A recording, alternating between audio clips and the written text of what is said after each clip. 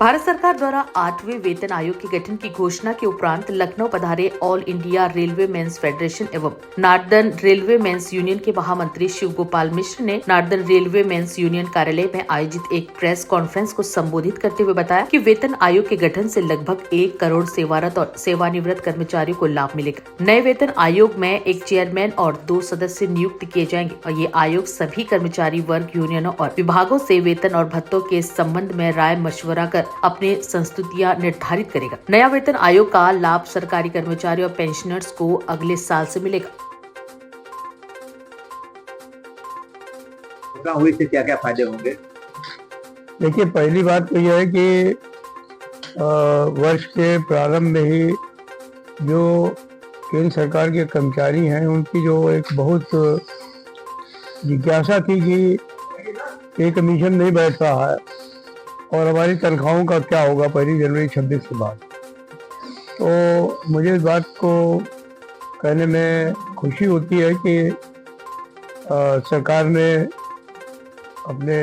मंत्रिमंडल समिति में इस पर विचार किया और प्रधानमंत्री जी ने कल उसका अप्रूवल दे दिया उनकी मंत्रिमंडल समिति ने कि हमारे जो 50 लाख के करीब सिविलियन और वर्दीधारी कर्मचारी हैं और 60 लाख से ऊपर जो पेंशनर्स हैं उनको जो है वो इसका लाभ जो है वो मिलने का काम होगा।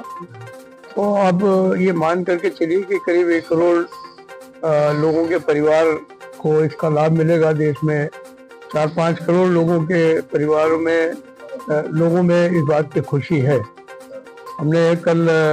अश्विनी वैष्णव जी को मिल करके उनको बधाई भी दी, प्रधानमंत्री जी को भी धन्यवाद भेजा और कहा कि हमारा लोगों का ये काम आपने आसान कर दिया है, क्योंकि ऑल इंडिया रेलवे फेडरेशन ने निर्णय लिया था कि जनवरी माह में अगर पे कमीशन का अनाउंसमेंट नहीं होता है तो फरवरी माह में हम लोग संसद पर एक बड़ा प्रदर्शन करने का काम करेंगे। तो सरकार ने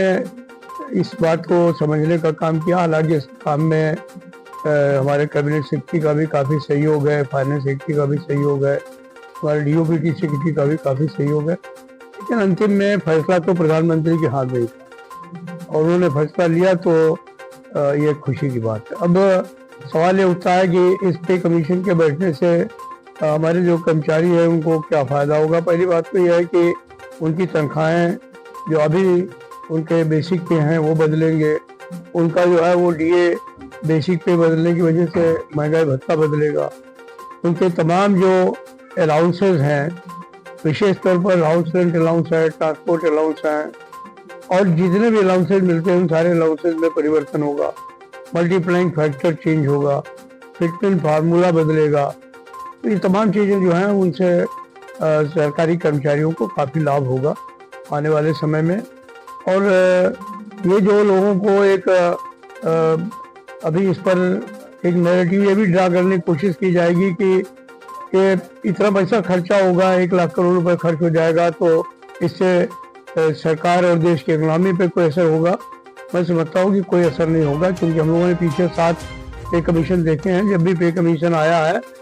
और पे कमीशन लागू हुआ है तो सरकार की इकोनॉमी में उछाल हुआ है, वो विकास के रास्ते पर आगे बढ़ा है। तो मुझे पूरी आशा है कि सरकारी कर्मचारियों का वेतनमान 10 साल के बाद बदलता है, बाकी पब्लिक सेक्टर में, कोयले में, स्टील में 5 साल के बाद बदल जाता है। तो मैं समझता हूँ कि वो जब उसके पास पैसा होगा तो उसको खर्चा भी करेगा और खर्चा करेगा तो भारत को जो विकसित भारत बनाने की योजना है हमारे प्रधानमंत्री जी की, वो और अच्छे तरीके से पूरी होगी। रेलवे को कुछ कायदा कर्मचारियों का जिनको जो है दैनिक कैडर मानते हैं कि उनकी 6ठे वेतन आयोग 7वें वेतन आयोग की समस्या दूर नहीं हो पाई, क्या इस बार उम्मीद करें उन लोग की दूर हो जाएगी? नहीं, अवश्य करेंगे, क्योंकि हम लोगों ने लेफ्टोर कैटेगरीज के बारे में पिछली बार भी इस सवाल को उठाया था। 7वें वेतन आयोग की रिपोर्ट आने के बाद जब से आया है तब से हम लोगों ने इसको, जो हमारी अनामली कमेटी बनी थी उसमें भी हम लोगों ने रखने का काम किया था और सरकार ने इस बात का वायदा भी किया था कि जो लेफ्टोर कैडर्स हैं उनको हम लोग कंसीडर करेंगे, लेकिन अंत में उन्होंने हमको जवाब दे दिया कि इस सवाल को हम अगले वेतन आयोग को सौंप देंगे। और भी मुझे आशा है कि वो इस